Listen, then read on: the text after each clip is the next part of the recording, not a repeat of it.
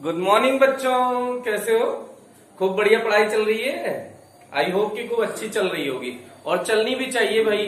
अब जैसे कि हम लोग चैप्टर को प्रोसीड करते जा रहे हैं तो आप पिछले चैप्टर को अच्छे से कवर करते जाइए, नहीं तो जब सिलेबस इकट्ठा हो जाएगा तो आप पे कवर भी नहीं होगा बेटा। एक साथ कवर करना अगर आप चाहेंगे भी तो आप नहीं कर पाएंगे, तो इसलिए थोड़ा थोड़ा पोर्शन आप धीरे धीरे कवर करते हुए चलें, जिससे कि आपका सिलेबस कॉन्टिन्यूअसली कवर होता चले। जैसे ये स्टार्ट में मोटिवेटेड हो जाते हैं कि नहीं अब हम करेंगे, फिर आप डिमोटिवेटेड हो जाते हैं या डिमोरलाइज हो जाते हैं और आप करना बंद कर देते हैं जो आप चैप्टर तैयार कर रहे थे। तो बिल्कुल ऐसा ना करें, पेशेंस बनाए रखें, आप अच्छा कर ले जाएंगे। अभी स्टार्ट है, अभी कुछ ऐसा नहीं बिगड़ा है। आप सोचिए 6th चैप्टर आज खत्म हो जाएगा तो अभी 6th चैप्टर ही खत्म हुआ है। अभी ऐसे सोचिए 11 चैप्टर आपके रिमेनिंग पोर्शन में है, तो आप कर सकते हैं, अच्छा कर सकते हैं। जब 11 अच्छा तैयार हो जाएगा तो 6 भी तैयार हो जाएगा। लेकिन अगर 6 तैयार नहीं हुआ तो 11 भी, मतलब 11 नहीं तैयार हुआ, 6 भी ये भी नहीं तैयार कर पाओगे। तो ये कोशिश करो कि 11 चैप्टर जो शेष रह रहे हैं तो उनको अच्छे से कवर करने की कोशिश करो, जितना हो सके साथ के साथ करने की कोशिश करो। और कुछ भी प्लान करने से नहीं होगा, पेन कॉपी उठाओ, शुरू हो जाओ, कंटिन्यू पढ़ते रहो, अपने आप ही अच्छा प्लान बनता जाएगा। लेकिन ये सोच के कि हम अच्छा प्लान बना लेंगे फिर पढ़ेंगे, तो ये पॉसिबिलिटी नहीं है बेटा। हम लोग यही सोचते हैं कि आज नहीं कल से अच्छा प्लान बनाएंगे, तो ये अच्छा वाला प्लान वाला डे कभी नहीं आता। बिल्कुल टाइम टेबल ना सेट करें, सीधे बैठ जाए पढ़ने और जितना आपसे हो सके उतना करें। धीरे धीरे धीरे धीरे अपने आप ही लगने लगेगा कि हाँ अब यहाँ इंप्रूवमेंट की जरूरत है, यहाँ इंप्रूवमेंट की जरूरत है, और इस तरह से आप में धीरे धीरे इंप्रूवमेंट आता जाएगा। तो हम लोग विभव मापी के अनुप्रयोग पढ़ रहे थे, तो उसी अनुप्रयोग में तीसरा अनुप्रयोग है विभव मापी की सहायता से अल्प प्रतिरोध ज्ञात करना। ये सब भी जो आगे के टॉपिक है ये भी ओनली फॉर आरबीएससी है।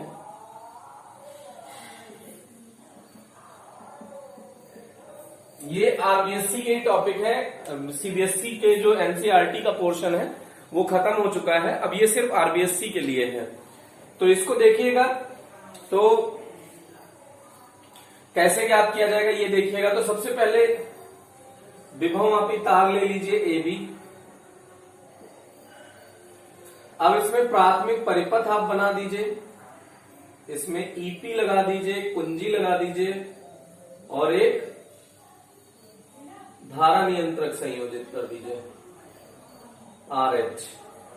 ये तो हो गया बेटा प्राथमिक परिपथ। अब द्वितीयक परिपथ में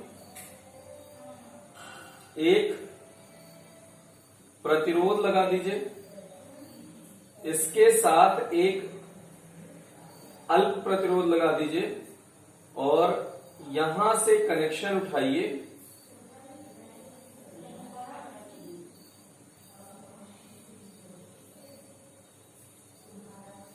यहां पे द्विमार्गी कुंजी लगा रहे हैं बेटा।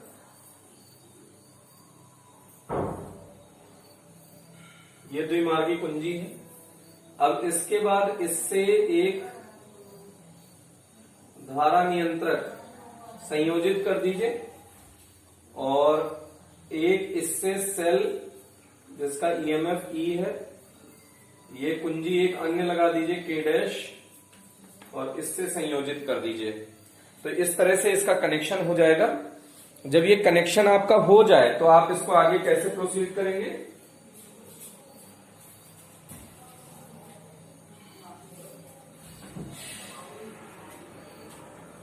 अब ये डायग्राम आपने ड्रॉ कर लिया है बेटा। अब इसमें थोड़ा सा यहां पे देख लीजिएगा, जो इसका एक्स वाई जेड है, तो ये वाई टर्मिनल से गैल्वेनोमीटर के साथ एक विसर्पी कुंजी लगा दीजिए। ओके, ये इसका परिपथ चित्र है। मान लीजिए इसके सिरे पर विभवांतर V1 है और इन दोनों के सिरे पर विभवांतर V2 है। ओके, तो इस तरह से इसको आप कर सकते हैं।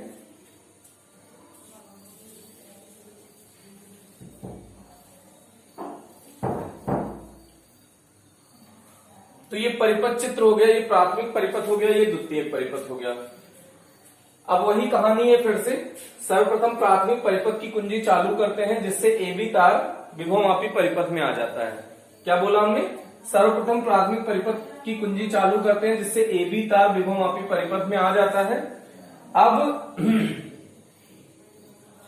K डैश चालू करते हैं जिससे एक संपूर्ण तार में धारा प्रवाहित होने लगती है। अब द्विमार्गी कुंजी के यहां पे K1 मान लीजिए और K2, K1 डॉट को लगाते हैं तो देखिए K1 डॉट लगाने से सिर्फ ये प्रतिरोध परिपथ में आएगा और दूसरा नहीं आएगा, स्मॉल r इसमें परिपथ में नहीं है। अब द्विमार्गी कुंजी के K1 डॉट को लगाते हैं जिससे प्रतिरोध R के सिरे पर उत्पन्न विभवांतर पता चल जाएगा। मानस अब जॉकी को AB तार पर सरकाकर धारा मापी में शून्य विक्षेप की स्थिति प्राप्त करते हैं। जॉकी को AB तार पर सरकाकर धारा मापी में शून्य विक्षेप की स्थिति प्राप्त करते हैं। माना संतुलित लंबाई L1 है, तो अगर V1 कह दीजिए तो V1 बराबर XL1 हो जाएगा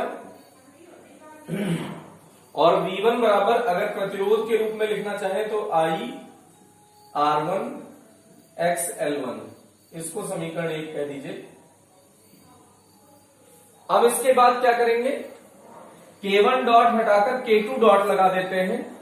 पुनः जॉकी को AB तार पर सरकाकर धारा मापी में शून्य विक्षेप की स्थिति प्राप्त करते हैं। माना अब संतुलित लंबाई L2 है, माना क्या है, अब संतुलित लंबाई L2 है। तो अब देखो जब K2 लगाओगे तो ये दोनों तार यहां से लेके यहां तक ये परिपथ में आ जाएगा। तो R प्लस R के सिरे पर उत्पन्न विभवांतर, capital R plus small r के सिरे पर उत्पन्न विभवांतर V2 बराबर XL2 और V2 बराबर क्या हो जाएगा I R plus R XL2। ये समीकरण नंबर 2 हो गया। दोनों को डिवाइड कर दीजिए तो समीकरण 2 का भाग दे दीजिए समीकरण 1 से, तो ये हो जाएगा I capital R plus small r upon I into R, R है बेटा R1 नहीं, equals XL2 upon XL1। X से X कैंसिल आउट हो गया, I से I। अब देखिए बेटा कैपिटल R बटे R plus small r upon capital R equals L2 upon L1। अब ये देखिए 1 हो गया, तो इसके आगे का देख लीजिए, ये 1 plus small r upon capital R equals L2 upon L1। तो R upon capital R equals L2 upon L1 minus 1। तो स्मॉल r बराबर क्या हो जाएगा बेटा, L2 upon L1 minus 1 into R ओम। ये आ गया दिए गए सेल का, दिए गए तार का अल्प प्रतिरोध ज्ञात करना। तो इस अल्प प्रतिरोध का मान ये होगा बेटा। हाँ, कल लास्ट लेक्चर में हमने जो डिस्कस किया था आंतरिक प्रतिरोध ज्ञात करना, तो आंतरिक प्रतिरोध का फॉर्मूला होता है E/V minus 1 into capital R। ये कैपिटल R कल हम डिस्कशन में भूल गए थे, तो वहां पे आप नोट कर लीजिएगा। E/V की वैल्यू L1 अपॉन L2 आई थी, तो L1 upon L2 into R ओम।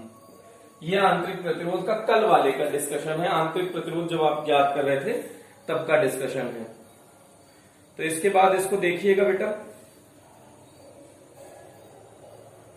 अब अगर इसको आप समझ चुके हो तो ये आप देख लीजिएगा, इरेज कर लीजिएगा। सिर्फ लैंग्वेज थोड़ी सी लिखनी है, बहुत ज्यादा लैंग्वेज नहीं है। एक बार फिर से लैंग्वेज देख लीजिएगा। सर्वप्रथम प्राथमिक परिपथ की कुंजी चालू करते हैं जिससे AB तार में धारा प्रवाहित होती है। अब K डैश चालू करते हैं जिससे संपूर्ण परिपथ में धारा प्रवाहित होती है। अब द्विमार्गी कुंजी के K1 डॉट को लगाते हैं तो तथा जॉकी को AB, जिससे कैपिटल R विभवमापी परिपथ में आ जाता है। अब जॉकी को AB तार पर सरकाकर धारामापी में शून्य विक्षेप की स्थिति प्राप्त करते हैं। माना संतुलित लंबाई L1 है, तो उसके लिए V1 बराबर XL1 हो जाएगा। ये हो गया। अब K1 डॉट हटाकर K2 डॉट लगाते हैं। पुनः जॉकी को AB तार पर सरकाकर धारामापी में शून्य विक्षेप की स्थिति प्राप्त करते हैं। अब कैपिटल R तथा स्मॉल r परिपथ में आ जाता है। अब क्या आ जाता है बेटा, कैपिटल R तथा स्मॉल r परिपथ में आ जाता है।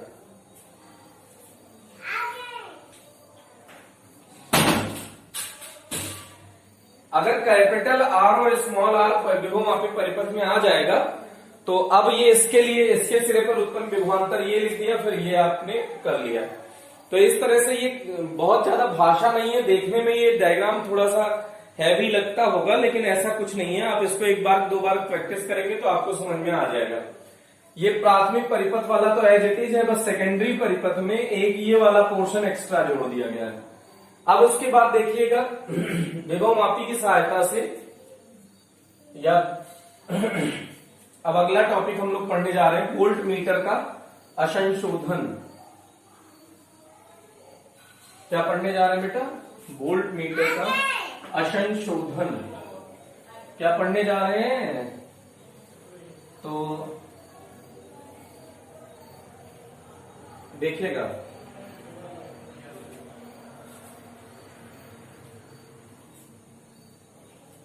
वोल्ट मीटर का असंशोधन।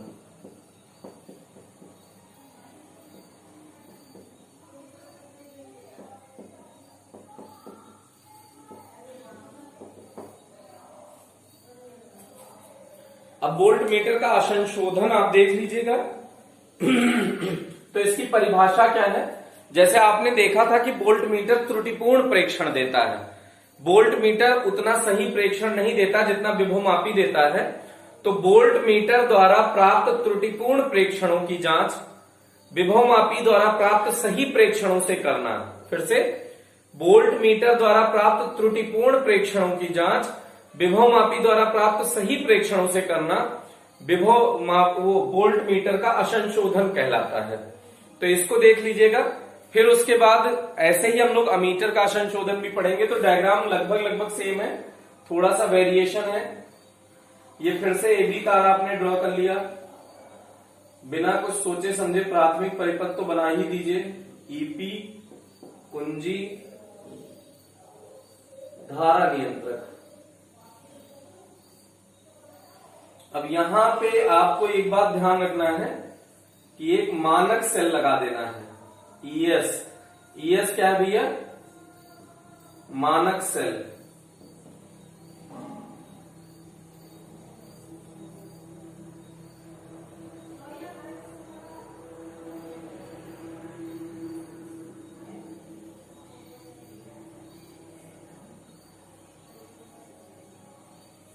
अब इसके साथ में यहां पे एक प्रतिरोध बॉक्स लगा दिया है और प्रतिरोध बॉक्स के साथ एक वोल्ट मीटर का संयोजन कर दिया है।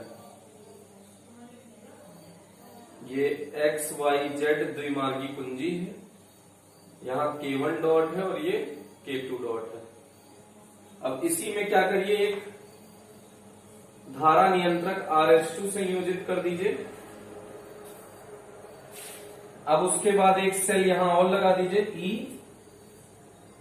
और एक कुंजी K डैश और इसका परिपथ पूर्ण कर दीजिए। अब यहां से जो Y टर्मिनल से एक गैल्वेनोमीटर जोड़कर यहां पे मान लीजिए संतुलित लंबाई L1 है। फिर अब दूसरी बार जब सरकाएंगे तो संतुलित लंबाई कुछ L2 हो जाएगी। फिर से देख लीजिए,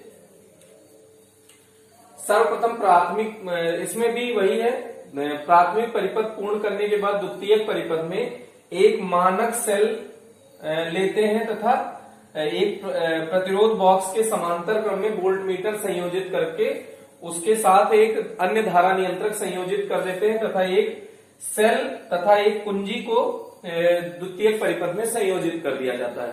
तो ये तो इसका एक्स्ट्रा बनावट जो है। उसके बाद अब क्रिया विधि लिखिए। सर्वप्रथम प्राथमिक परिपथ की कुंजी चालू करते हैं जिससे AB तार में धारा प्रवाहित होने लगती है। अब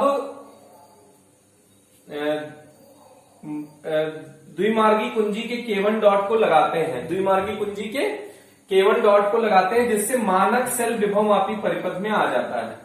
अब मानक सेल विभवमापी परिपथ में लेने के बाद जॉकी को AB तार पर सरकाकर धारा मापी में शून्य विक्षेप की स्थिति प्राप्त की जाती है।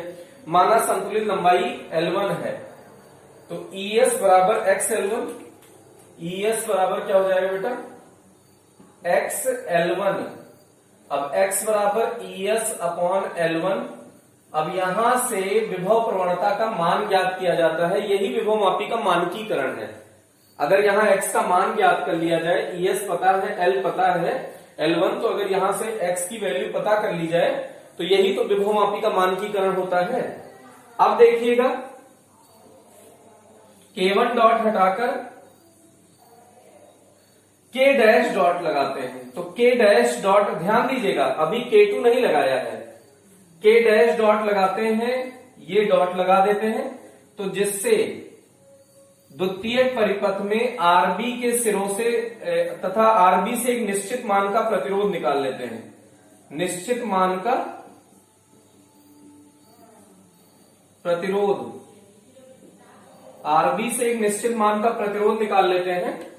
तो अब जब द्वितीयक परिपथ में जब कुंजी लगाते हैं तो द्वितीयक परिपथ में धारा प्रवाहित होने लगती है तथा आरबी से एक निश्चित मान का प्रतिरोध निकालकर RH2 को संयोजित करके वोल्ट मीटर का पाठ्यांक नोट कर लेते हैं। ये सिर्फ इसी परिपथ में तो धारा प्रवाहित होगी जब इसको K डैश को लगाओगे। तो अब वोल्ट मीटर, इसके सिरे पर एक विभवांतर होगा तो उसका पाठ्यांक वोल्ट मीटर दे रहा होगा। तो अब वोल्ट मीटर का पाठ्यांक नोट करते हैं। ये वोल्ट मीटर का त्रुटिपूर्ण पाठ्यांक कहलाता है, क्योंकि ये किसकी सहायता से प्राप्त किया है, ये वो एकदम परिपथ सोच लीजिए कि जब धारा परिपथ में प्रवाहित होती है तो वोल्ट मीटर मान दे रहा है, इसका मतलब इसने भी कुछ ना कुछ धारा ली होगी। तो इसने जो मान दिया है अभी वोल्ट मीटर ने, वो त्रुटिपूर्ण मान है, माना वोल्ट मीटर का पाठ्यांक V है, जो वोल्ट मीटर का त्रुटिपूर्ण पाठ्यांक कहलाता है। इतने के बाद अब देखिएगा आपको V मिल गया। अब पर द्विमार्गी कुंजी के K2 डॉट को चालू करते हैं, जिससे वोल्ट मीटर विभवमापी परिपथ में आ जाता है। अब जॉकी को पुनः AB तार पर सरकाकर धारा मापी में शून्य विक्षेप की स्थिति प्राप्त करते हैं। माना संतुलित लंबाई L2 है, तो अब इसके सिरे पर जो विभवांतर होगा वो V डैश होगा और V डैश बराबर XL2। V डैश बराबर क्या हो जाएगा भैया, XL2। ये वोल्ट मीटर का सही पाठ्यांक है। तो X का मान आपको पता है ES L2 अपॉन L1। तो यह प्राप्त मान वोल्ट मीटर का सही पाठ्यांक कहलाता है। तो अब वोल्ट मीटर के पाठ्यांक में त्रुटि ये आप निकाल सकते हैं। वोल्ट मीटर के पाठ्यांक में त्रुटि डेल्टा V जो है वो कितना हो जाएगा, जो आपका पहला वाला पाठ्यांक था V और ये अभी निकाला है V डैश, तो ये त्रुटि पता चल जाएगी V माइनस V डैश। देख लीजिएगा जल्दी से इसको। अब उसके बाद वोल्ट मीटर का अंशशोधन वक्र बना सकते हैं। वोल्ट मीटर का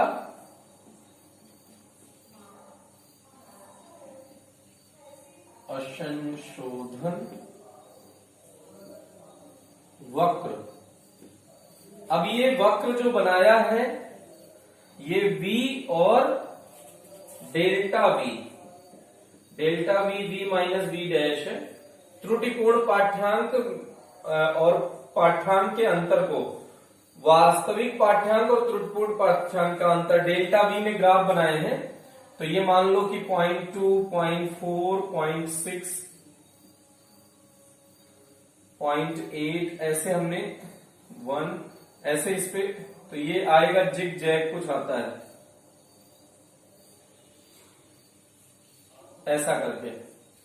तो ये जिग जैग ग्राफ प्राप्त होता है। कैसा ग्राफ प्राप्त होता है, जिग जैग। तो ये हो गया पूरा इसका जो आपकी वर्किंग है, डिजाइनिंग है, बनावट है। तो ये विभवमापी की सहायता से जो वोल्ट मीटर का असंशोधन आपने पढ़ा कि वोल्ट मीटर का जो असंशोधित मान है वो कैसे प्राप्त किया जाएगा, संशोधित कैसे किया जाएगा। अब इसके बाद हम लोग पढ़ने जा रहे हैं अमीटर का असंशोधन। अभी तक हम लोग क्या पढ़ रहे थे, वोल्ट मीटर का असंशोधन। अब हम लोग पढ़ने जा रहे हैं अमीटर का असंशोधन। देखिएगा डायग्राम में कुछ खास अंतर नहीं है, ये मानक से लगाएंगे। ये यहाँ पे जो ये आपने ये लिया है, अभी भी रेजिस्टेंस बॉक्स लगाएंगे, लेकिन इसमें से ये आरबी है, इसमें से 1 ओम का ही प्रतिरोध निकाला है। अब की बार 1 ओम निश्चित मान का प्रतिरोध निकालेंगे और इसके साथ श्रेणी क्रम में एक अमीटर संयोजित कर देंगे, क्योंकि अमीटर परिपथ के श्रेणी क्रम में लगता है। अब इसके बाद देखिएगा फिर से वही एकदम क्रियाविधि डिट्टो सेम है। तो सर्वप्रथम प्राथमिक परिपथ पूर्ण करके द्वितीयक परिपथ में मानक सेल संयोजित करते हैं तथा उसके समांतर क्रम में 1 ओम का प्रतिरोध बॉक्स तथा अमीटर प्रतिरोध बॉक्स के श्रेणी क्रम में एक अमीटर संयोजित करके एक अन्य धारा नियंत्रक RS2 लगा देते हैं तथा उसे एक सेल तथा कुंजी की सहायता से जोड़ देते हैं। ये इसका बनावट हो गया द्वितीयक परिपथ का। अब उसके बाद फिर से वही लिखिए। अब सर्वप्रथम प्राथमिक परिपथ की कुंजी चालू करते हैं जिससे AB तार में धारा प्रवाहित होने लगती है। अब द्वितीयक परिपथ में लगे द्विमार्गी कुंजी के K1 डॉट को चालू करते हैं। तो जब K1 डॉट को चालू करेंगे तो अब देखिएगा मानक सेल विभवमापी परिपथ में आ जाता है। अब जॉकी को AB तार पर सरकाकर धारा मापी में शून्य विक्षेप की स्थिति प्राप्त करते हैं। माना संतुलित लंबाई L1 है तो ES बराबर XL1 तो X बराबर ES अपॉन L1। अब X का मान ज्ञात कर लिया जाता है, यही विभवमापी का मानकीकरण है। तो विभवमापी का मानकीकरण कर लिया। अब उसके बाद देखिएगा अभी K2 डॉट नहीं लगाते हैं, अब K डैश डॉट को लगाते हैं जिससे कि तथा RH2 की सहायता से अमीटर में एक इच्छित पाठ्यांक नोट कर लेते हैं। इच्छित पाठ्यांक का मतलब कुछ निश्चित नंबर प्राप्त कर लो जिससे कि कैलकुलेशन इजी हो। तो एक इच्छित मान का पाठ्यांक नोट कर लेते हैं। माना प्राप्त पाठ्यांक, जो प्राप्त पाठ्यांक है वो अमीटर का त्रुटिपूर्ण पाठ्यांक कहलाता है। जब आप K डैश लगाओगे तो इस परिपथ में धारा प्रवाहित होगी तो अमीटर एक मान देगा, वो अमीटर का त्रुटिपूर्ण मान कहलाता है। माना जो I है, एक I धारा प्राप्त होती है और I अमीटर की त्रुटिपूर्ण पाठ्यांक है। अब उसके बाद K2 डैश चालू करते हैं, K2 डॉट द्विमार्गी कुंजी के K2 डॉट को चालू करते हैं जिससे प्रतिरोध बॉक्स के साथ अमीटर विभवमापी परिपथ में आ जाता है। अब जॉकी को पुनः AB तार पर सरकाकर धारा मापी में शून्य विक्षेप की स्थिति प्राप्त करते हैं। माना संतुलित लंबाई L2 है, माना संतुलित लंबाई L2 है। तो अब प्राप्त मान अमीटर का सही मान कहलाता है, प्राप्त मान अमीटर का सही मान कहलाता है। तो ये V डैश बराबर XL2 हो जाएगा। तो V डैश बराबर क्या हो जाएगा, I डैश R, और R का मान कितना ओम लिए हो, 1 ओम लिए हो, तो इसकी जगह R की जगह 1 रख दो, तो R की जगह पे 1 ओम, तो I बचा यहां पे, तो I equals ES upon into L2 upon L1। तो ये हो गया I सही पाठ्यांक कहलाता है, I का सही पाठ्यांक कहलाता है। तो अब अमीटर के पाठ्यांक में त्रुटि, अमीटर के पाठ्यांक में त्रुटि ये हो जाएगा delta I equals I minus I dash. तो अब अमीटर का असंशोधन वक्र बना लीजिए, अमीटर का असंशोधन वक्र। तो यहां डेल्टा I बराबर I minus I dash, I minus I dash. तो ये फिर से जब आप बनाएंगे और ये धारा का ग्राफ है तो ये फिर से वही जिगजैग ग्राफ प्राप्त होगा। एग्जैक्ट ऐसा ही नहीं होगा, थोड़ा सा चेंज कर दीजिएगा, कोई जरूरी नहीं है एकदम ऐसा ही प्राप्त हो, तो थोड़ा सा आप चेंज कर सकते हैं। ये कर दिया, फिर ये कर दिया, फिर ऐसे करके फिर ऐसे कर दिया, तो देखिएगा थोड़ा सा इसमें हमने इसका लुक चेंज कर दिया है जिससे आपको ये पता चल जाए कि दोनों अलग अलग हैं। तो ये अमीटर का असंशोधन हो गया। इसी के साथ ये चैप्टर कंप्लीट होता है बेटा। तो इस चैप्टर का थ्योरी वाला पोर्शन हमने कंप्लीट कर दिया है। अब इसके न्यूमेरिकल वाला पोर्शन और रह रहा है, तो अब इसके बाद हम लोग न्यूमेरिकल का पोर्शन नेक्स्ट लेक्चर में डिस्कशन करेंगे। तो आज का ये जो तीनों आपको इंस्ट्रूमेंट पढ़ाया गया है वो तीनों इंस्ट्रूमेंट तैयार कर लीजिएगा, क्योंकि अगर आप आरबीएससी के हैं तो आपको तैयार करना है, अगर आप और किसी बोर्ड के हैं तो आपको तैयार करने की जरूरत नहीं है, क्योंकि ये बोर्ड के लिए है, प्रैक्टिकल के पर्पज से है। तो इसको आप तैयार कर लीजिएगा, और कोई डाउट आता है तो कमेंट सेक्शन में लिखिएगा। ओके, तो आज के लिए इतना ही। फिर अच्छे से पढ़ते रहिए, हंसते रहिए, मुस्कुराते रहिए और खूब बढ़िया से पढ़ाई करते रहिए।